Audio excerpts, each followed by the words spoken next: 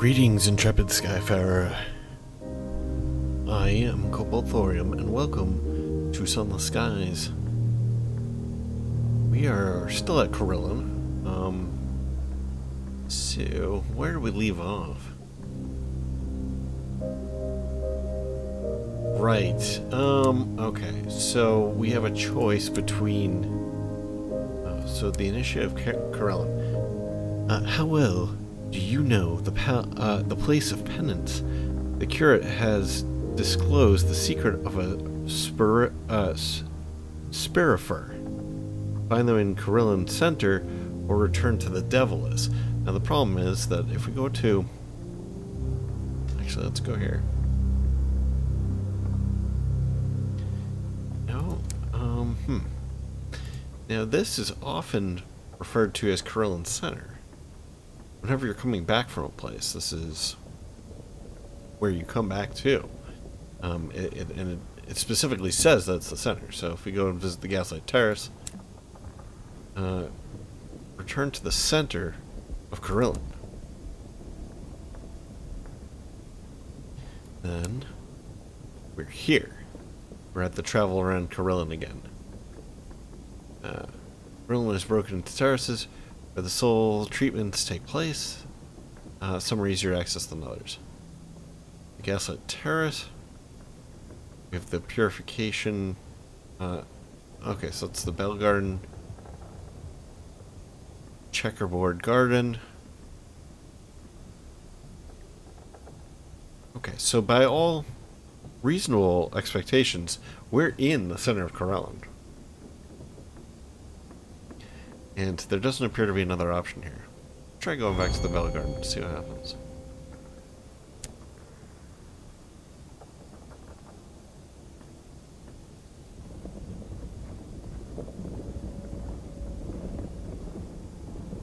Wait, what's happened?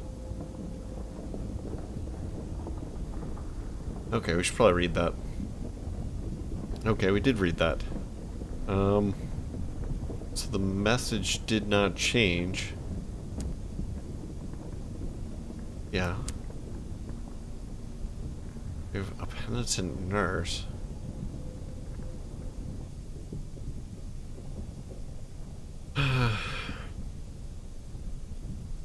Read this top part.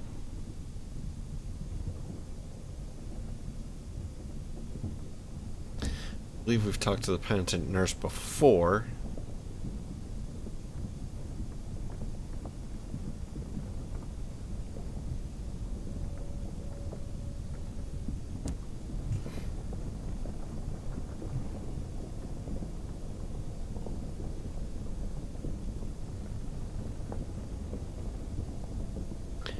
We need 3 penances. Or 3 deprivations. So this would give us a deprivation. Fortunately, it's pretty hard. I mean, do we need... So 1 deprivation, 1 ordeal. What does an ordeal look like again? That's to save the nurse.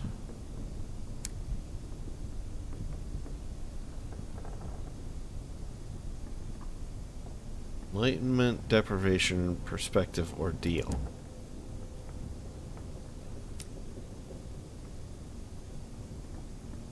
Oof. Okay. Or we could do the professional penitent.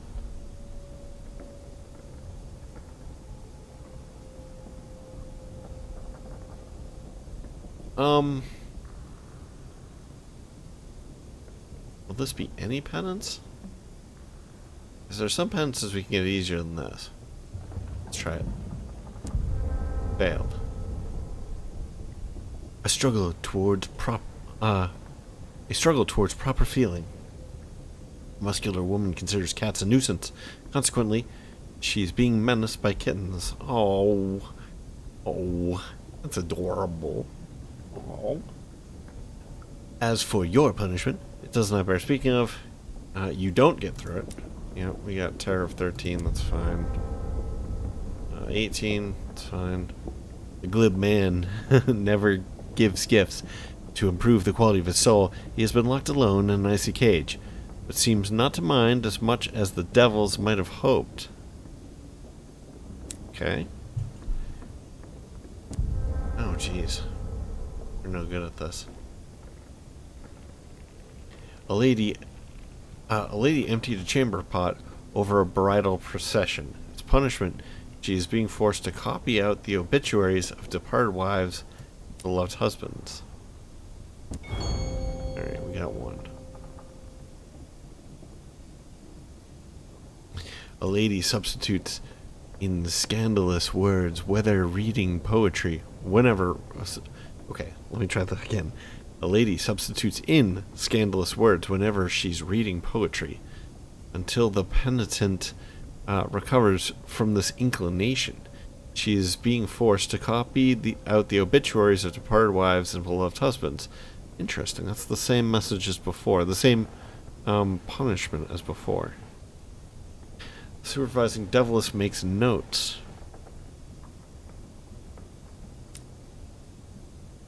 Right. Yeah, we want to use a different penance on this. So we can approach the professional penitent. She is seated on a stool eating vast quantities of sorbet. Speak with the professional penitent. It is a slow process, but the quality is better than the indulgent penance. Wait. But the quality is better than the indulgence penance one may buy from the presiding deviless.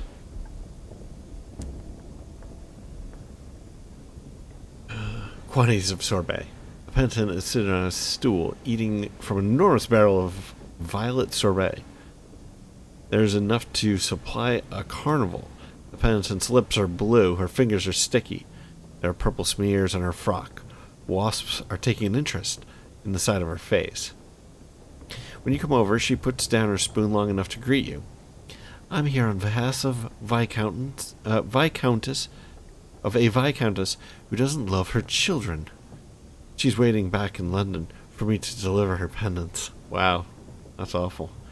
Pointedly, the supervising devil sets another long-handled spoon at her elbow. Okay, we've met a professional penitent.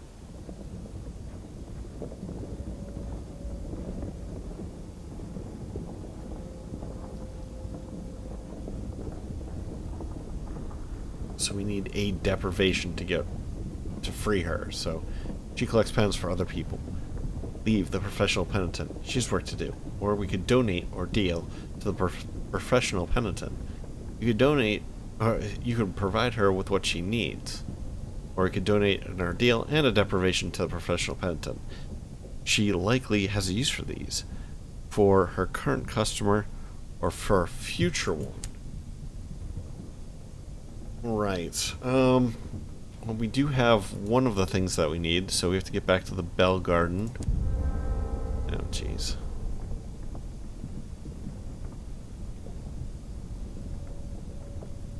Okay. Purification, according to the devils, is a matter assigned by lot and daily changed. Some patients must wash in salt water, some in fresh. Some must burn their old clothing, or shave their heads, or sustain a high note of song for a minute by the clock. And some are made to sit in a chair and lowered into a den of snakes. Perhaps tomorrow's purification ritual will be a little more tolerable. Alright.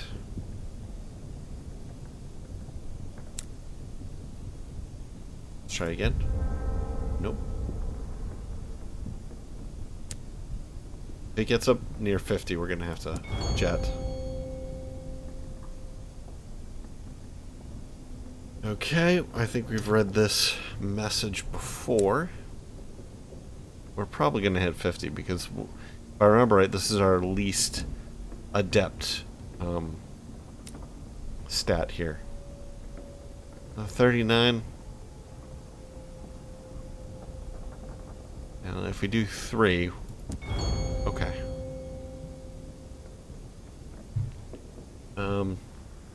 Price is paid. Well, a bohemian lady swears frequently and in multiple languages regardless of present company. Until she overcomes these flaws, she wears a blindfold at all times. I trust you see, remarks the supervising Deviless, why self-restraint is needed. Alright. Wait. Oh. You fermented. Do we already have that? I guess we do. We must, right? What do we have right now for our soul? We can't check. Okay, so let's approach the penitent nurse.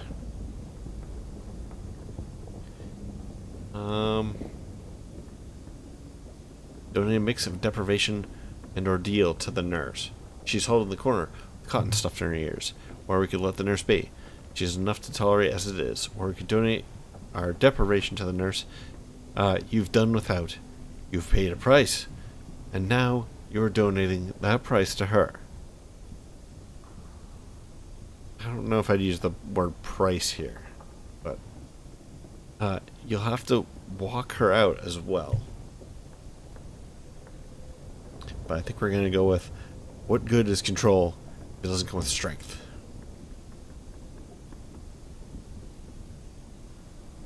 Okay, Fiercer. You donate your penance to her. She struggles. The penance was painful to perform, and it is not easy to receive either. On the way down the staircase, she tells you about the hospital where she used to work, administrators who stole from the medical funds, doctors who drank before surgeries. Some meant well, some meant poorly. I can't say I did much about it. I didn't want to be too harsh with the ones who were trying, she says. But I should have done for the patient's sake. Okay? What does that give us? Anything?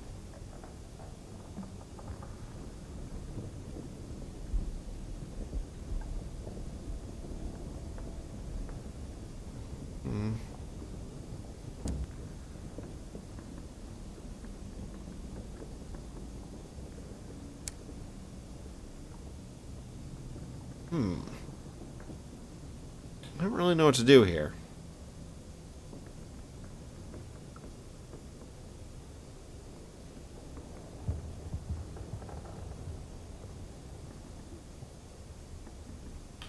Oh, wait a second. Visit the stunted grove at the center of Carillon, a half-height grove of black thorn bushes. So if this is the center, maybe the guy's here. There's no real gate, but not much of a wall either. There's only a low stone barrier, perhaps a foot tall, easy to walk over, easy to step over. So why isn't he here?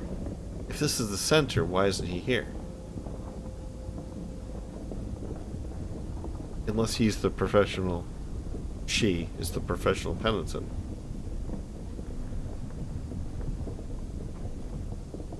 What do you need to do to free this person?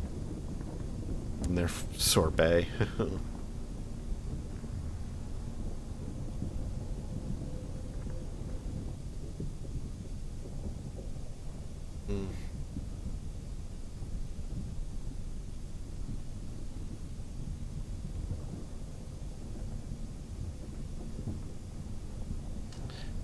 I guess we need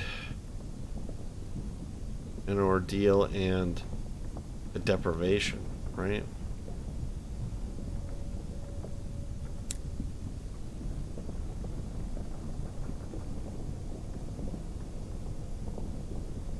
Deprivations are the tough ones to get. At least it's easy to get in there.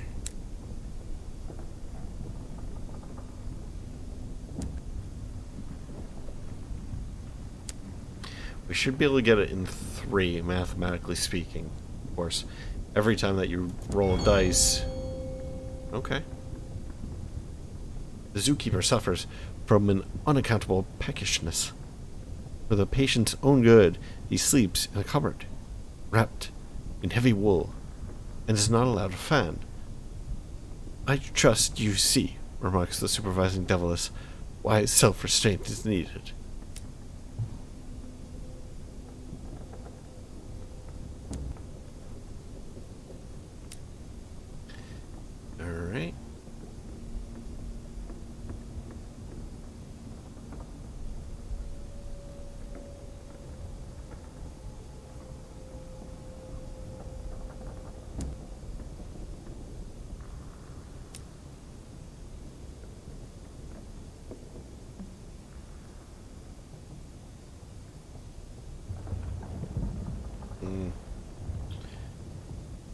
We could cure the cold soul, or we could go for the ordeal.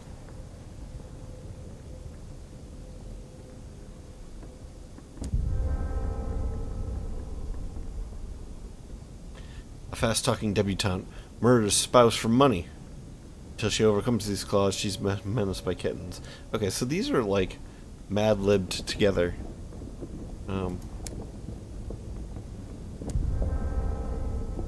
Crap.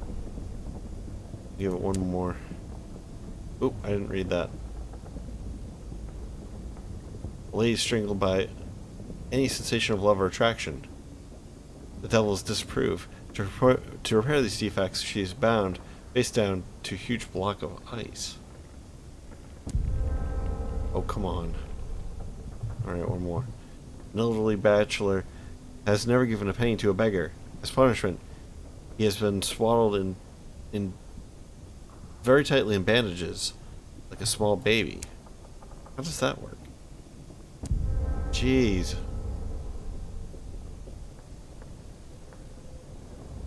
A very charming young woman pretends to feel other people's pain, but only to lull them to a false sense of security. In order to correct these flaws, she is having tea with the supervising devil. And a penitent from the terrace of glass statues. None of them appears to be enjoying the experience, least of all the devil. I don't think we can risk continuing this. We'll get one more. Yes, alright, finally. Yeah, these are just randomly munged together. Let's talk to the professional penitent. We'll donate.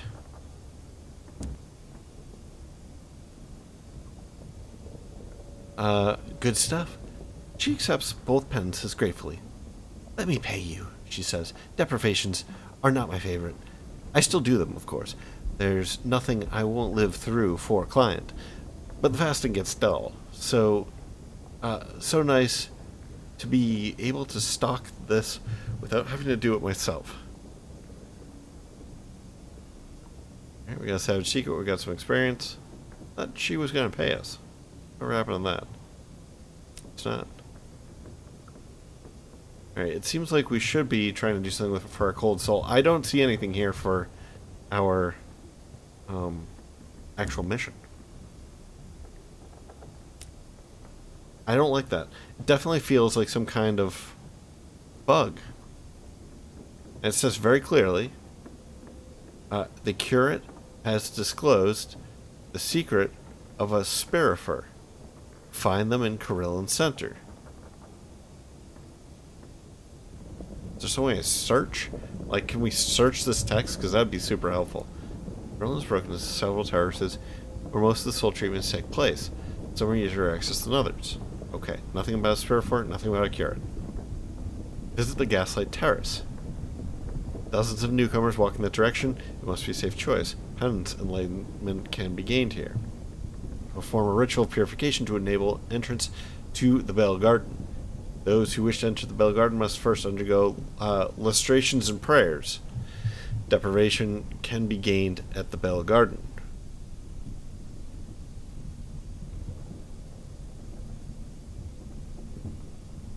What? You unlocked what an initiate of Carillon is.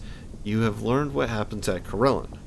The Deviless would like you to find a devil in the Gaslight Terrace.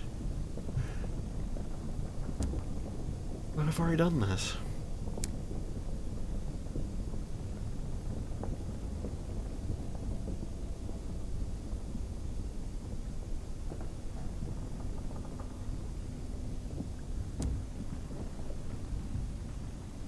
Yeah, this is feeling bugged. Alright, so then we have the visit the checkerboard garden. Is reached by a flight of wrong-sized steps. The risers too steep and the flats too narrow. Shift of perspective can be gained here. Then we have the stunted grove. The center of Carillon. A half-height grove of blackthorn bushes. Penance or deal can be gained here.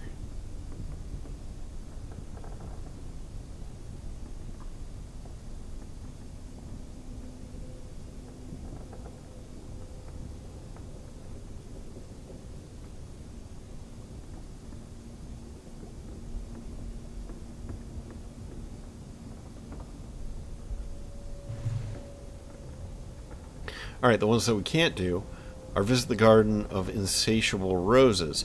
Only penitents with stained souls may visit the Garden of Insatiable Roses. Hence, access can be gained here.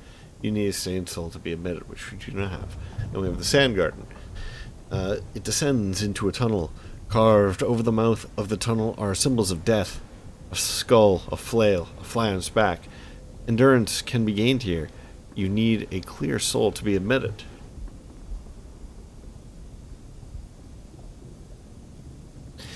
Visit the Terrace of Glass Statues.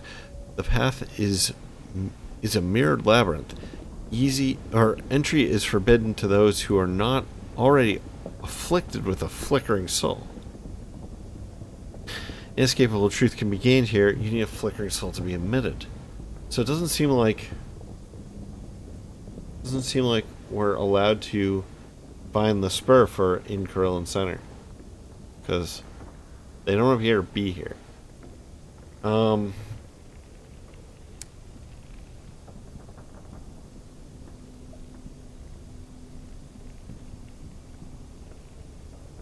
You know, we don't really like Spherifiers anyway. Let's just blackmail the Spherifier.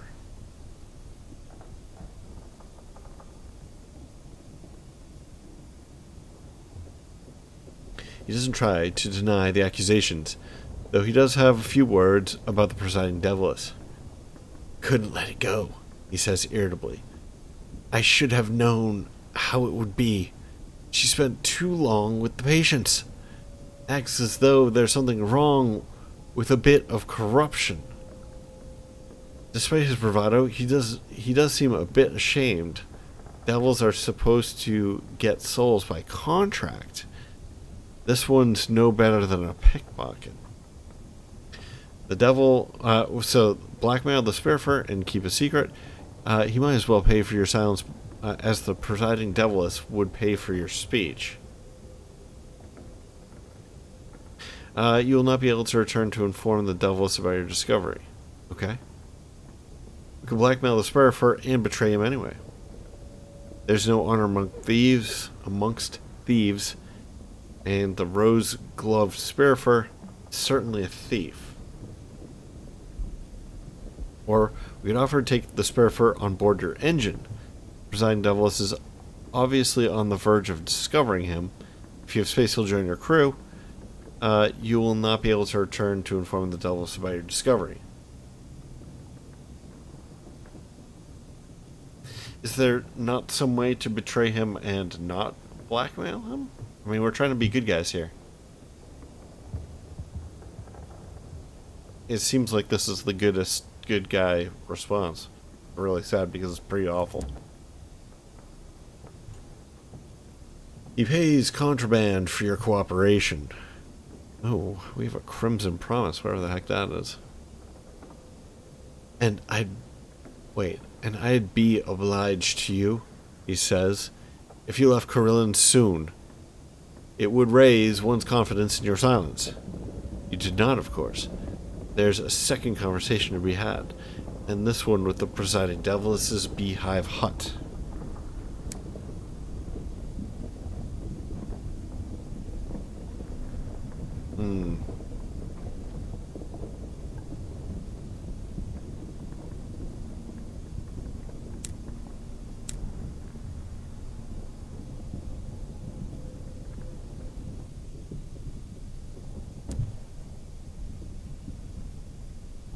That looks the same. Okay, so we can turn in the Spherifier. You know what he did. She should know also. He is diminishing her supply after all. You lay out what you know. The rose-gloved devil has been stealing souls for himself. And not making proper contracts for them either. Spherifier, she says. And I warned him. After a moment, her attention returns to you. He had a very difficult soul when we first met. This is the trouble with friendship among devils. Come back in 5 years' time, and who knows? Jeez, please don't make me go away for 5 years. That's going to be terribly difficult to keep track of. You may find me engaged in a smuggling operation of my own. so we could demand a reward. She hinted that there would be one. Where is it? We probe into the nature of demon souls. She may think it unsuitable for humans to know the answer to such questions. In fact, it might be truly unsuitable to know. Or we could offer to take the Spherifier on board your engine. His presence here is evidently a source of difficulty. She would like to be rid of him. He might not wish to stay. If you have space, we'll join the crew. Probe into the nature of demon souls. She takes out a bottled soul and sets it on the desk. When I got this, it was blazing white in this bottle, supposedly from a poet saint. And now look. Rusty pipe water. Devil souls change on their own, you know. Then she adds, not like yours. You knew you shouldn't ask. Okay. Initiative Carillon. Watch the casting out of the Spherifier from Carillon.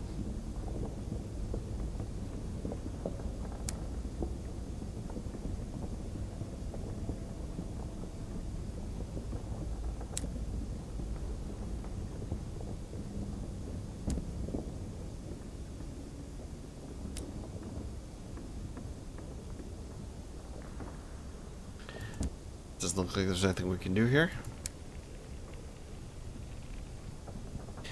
Okay, here we go. We can observe the casting out of the Spherifier. Presiding Deviless is haranguing the Spherifier in her beehive office. It looks as though the interview will not last much longer.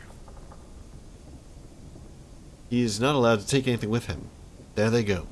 Not a case, not a hat, not even clothing. Presiding Deviless makes him strip down in the courtyard to show he isn't any spare souls tucked in his trousers. The penitents have seen plenty of humiliation lately, but generally inflicted on humans. They watch the Spherifiers' progress in a spirit of ill-conceived jubilation. Nude and slump-shouldered, he walks to the port, and then he's gone. The presiding Deviless takes a curious two-page fork, or two-pronged fork, from her desk and flings it into the fountain. The water seethes. I don't understand. But we have cast out the Spherifier of Carillon. We gained 10 savage secrets. Jeez. Alright, I suppose...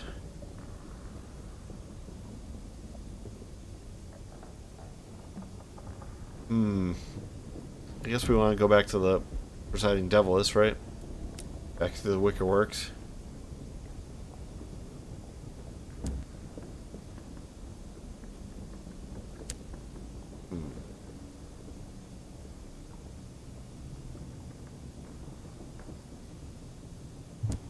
I don't know what else to do here. I think we want to get out of here and start dealing with this tower because it's a little too high. It looks like our fuel's fine, and I think we'll just go straight up to Magdalene's. Maybe we'll catch the outside of this here. All right, let's do it.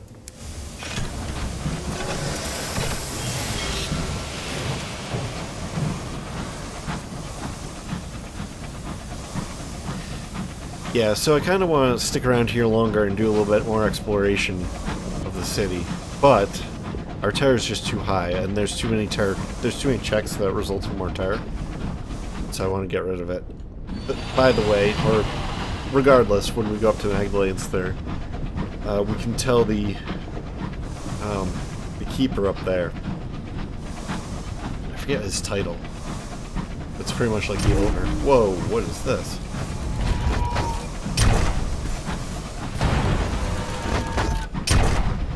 Whoa.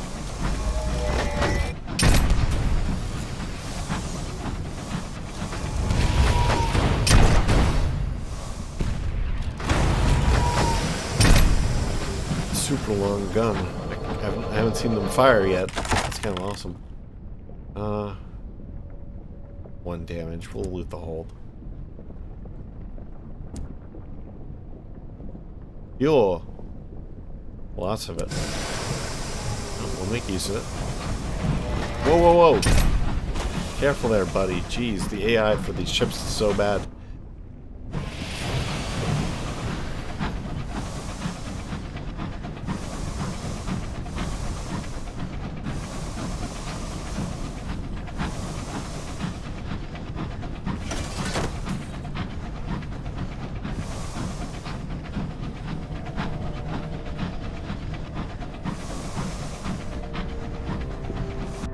Schwartz's Oath? Oh, what is this? Okay. Discontent. An engineer cries out, her voice hoarse as a professional mourner. It's gone! She points through one of the stained glass windows. A star! It winked out! You look through the glass. Stars burn upon the firmament. The specific patch of sky she's pointing at is indeed empty. But you couldn't say if a star had been there before.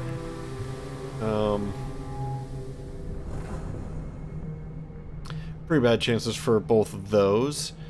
I think we can pretty much just deal with losing a supply. Dispense an additional ration of brandy. A reprieve. The prospect of brandy provokes a ragged cheer. Soon the crew have rosy faces and broad smiles once more. Your locomotive resounds to a lusty, if approximate, rendition of how the sailors lost their Z's. No one looks out the windows, though. No one looks at the stars. Our tire's falling a little bit, which is good because it was up there. I suspect it's probably only fell by like 1, though. These random encounters tend to happen more often when you're over 50.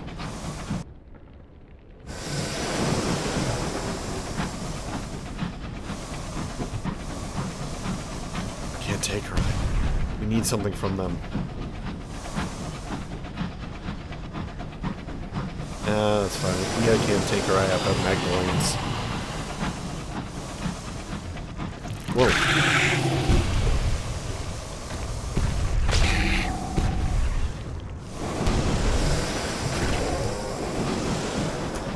Well, guess we won't have to get it. Can't take her at Magdalene's.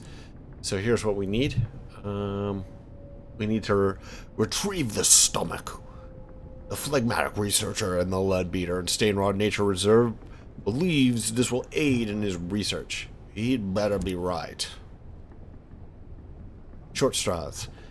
Its shell is too thick to crack, but it is large enough to crawl into. Gross. And that's what the unlikely winner or unlucky winner of the impromptu lottery is obliged to do. They're given a knife and a sou'wester to cover their sky suit and crawl inside. They emerge later, tripping, cursing, and clutching the withered knot of a stomach.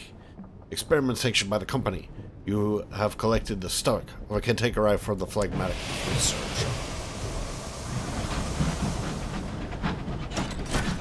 55 for terror, that's a little bit bad.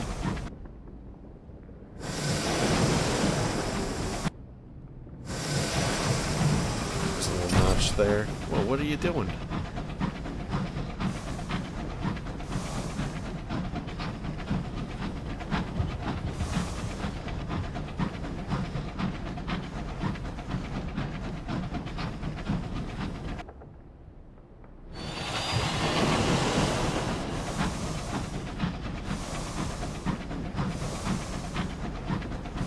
It's really getting up there.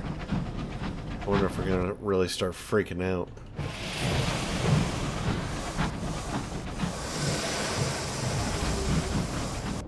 Oh.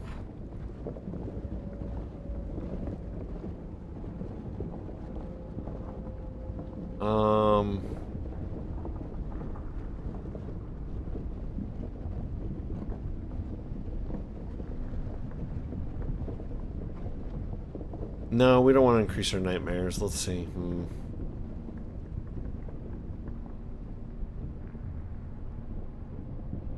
Okay, Discontent, a junior signaler, receives a dose of medicinal port in the infirmary after seeing a corpse spin by the window. The experience has shaken him. The dead are hungry, he says. We need to make an offering, or it'll come back a-knocking at the hull.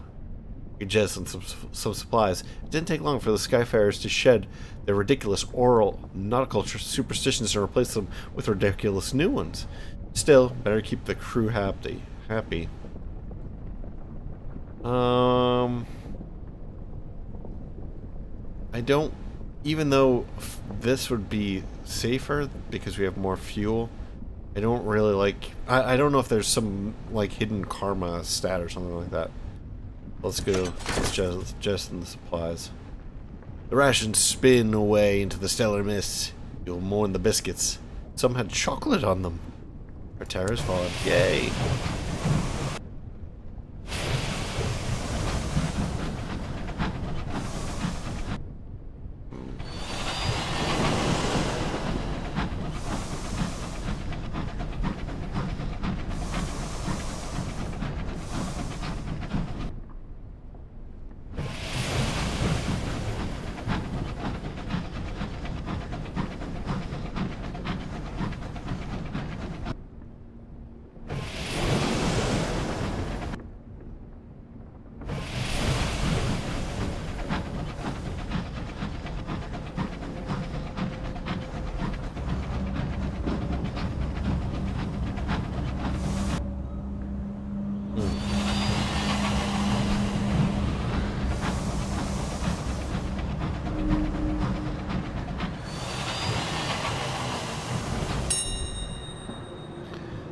Alright, we have a homestead. The homestead appears to be thriving. A family gathers outside to welcome you. Blue smoke squirrels from the chimney will eat our fill because we need to get rid of some terror.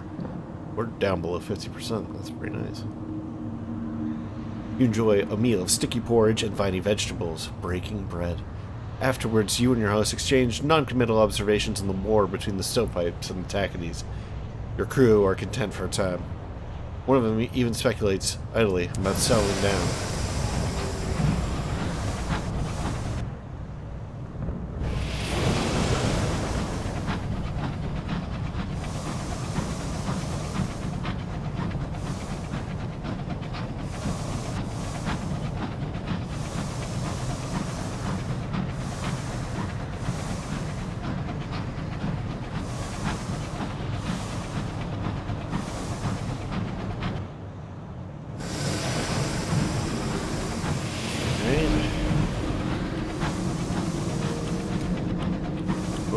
At Magdalene's.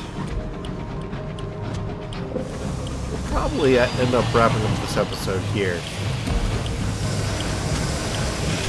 I'm actually a bit tired, so this one will be a bit short, unfortunately. I think maybe first we'll just take care of this terror. Oh man, unlicensed charts. Oh wow, that's expensive. I like unlicensed charts. We can get unlicensed charts from the guy up at Port Prosper, though.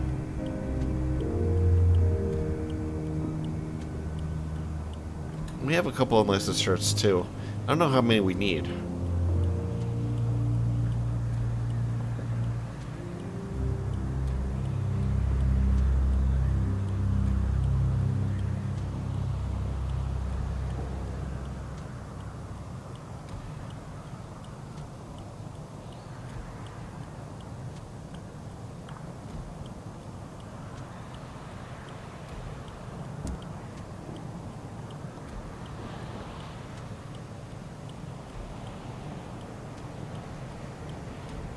Alright, we've gotten that message before. Ooh, a port report. We'll definitely do that.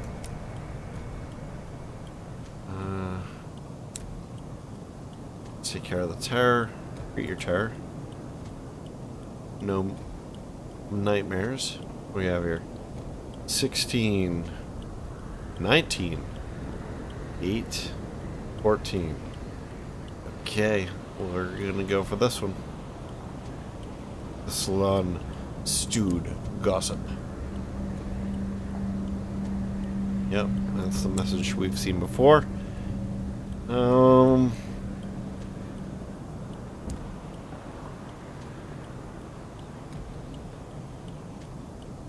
That's the same message as before. We have no terror. Woo! Yeah.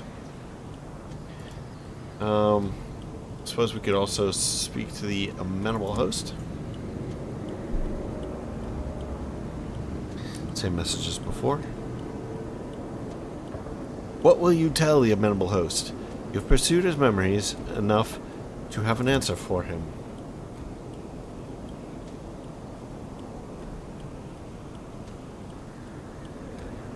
The amenable host closes his hands around his returned locket.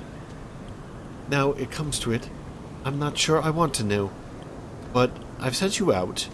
He drums his fingers on his cup. We don't spare, I guess, the truth.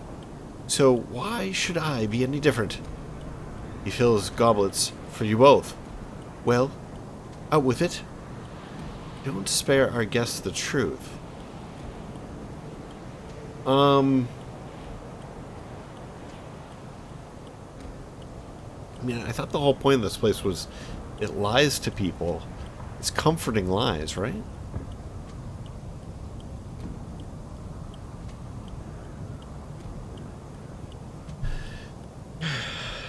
Okay, so we could say, perhaps this is who he ought to be. He was shot dead on the mountain and survived. Well, if he was shot dead on the mountain, he didn't survive, did he? And that shot dead sort of makes survival impossible. We could confirm his identity on New Winchester. He found some fragments that might form a history. A strikebreaker factory owner, now reformed. Or he could confirm his identity on Port Prosper. He found little evidence, but perhaps enough. Continued the work on the Parlor Virtue at Port Prosper. We could tell the truth. There was nothing conclusive to find. He might not have been any of them, or he could tell the truth. He found nothing conclusive. Which would he prefer to have been? I'm gonna not lead him on. We'll go with this one. All and nothing. He hesitates, his fingers drumming on the goblet before speaking. He refreshes his goblet. I could have been any or none. I have no past anymore. You'd think I remembered something, but I don't. I could write origins for myself, but what would be the point? The luster is vanished from his eyes. Is this the lesson of Magdalene's?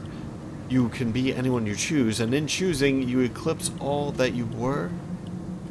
He goes to a drawer and takes out a sealed envelope. For your trouble. I am who I have chosen to be. I have that at least.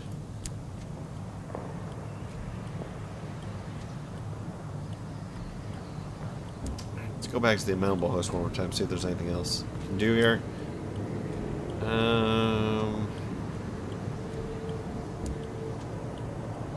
So, talk to the amenable host. How are things at Magdalene's? The amenable host has an attendant open a fresh bottle of sparkling wine for you both. He tells you of movements in the Winchester War, of old longings quelled, of old enmities reignited, of the arrest of the passage of time. To the human heart, memory is stronger than all Her Majesty's hours. Blasphemy! Okay. So, a conversation. His schedule is busy, but he's willing to clear a little time for skyfarers such as yourself, whiling away the hours. He speaks of the politics of the Reach, the tedium of it, and his affront that his position requires him to pay attention to all of it. He speaks of the parties that he has hosted, the lives he's healed, and the people he's saved. You begin to suspect he might have an ego. I remember this message from before, so this didn't change. And then your time is up. I hope I haven't bored you, he says with a rare smile. One wishes to be many things in life, but never dull. Okay, we'll ask one more time about how things at Magdalene's. That didn't change. Let's one more time. That did change. Okay. So I think we've exhausted that. Could go backstage. You're known to the host. You're permitted to socialize with the attendants and observe behind the scenes at Magdalene's. Help an attendant. Okay. There are always jealous glares when someone parts the violet curtain that keeps the attendants' private space from their work. Backstage, relaxed chatter and the scratchy sound of music over a gramophone fill the air. Clouds of powdered smoke. Clouds of powdered makeup and tobacco wash over you, mixed with the lavender perfume. You'd help an attendant prepare for work. There are lines to rehearse, briefs to digest, accents to perfect. Did we go over this before? I might have. The attendant finishes applying a brush to her wig. I don't suppose you're familiar with Her Majesty at all? No? She quirks an eyebrow at the mirror. Ah, well, I don't suppose tonight's client is either. How amusing. A waltz can be heard from the upper floors. Someone has requested the recreation of the Sapphire Jubilee.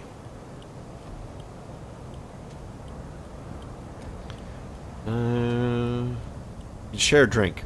Unwinding after guest is a necessity of life at Magdalene's. You share a bottle of the wilderness-chilled wine with a troupe of attendants fresh from a circus performance. They expect us to keep up with Polmere and Plenty's. One tired amateur acrobat complains. We should ask our host for an instructor. The exhausted strong woman asks. A grey-faced magician shakes his head. This job. Do we need to have experience everything to be everyone? And it's the same message as before. Ooh, a couple different options here. Beautiful attendant. So we're sharing another drink. A beautiful attendant provides you with as much sherry as you could ever ask for.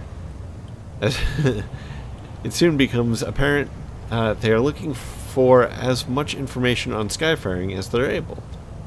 You give as much as time and sherry allow.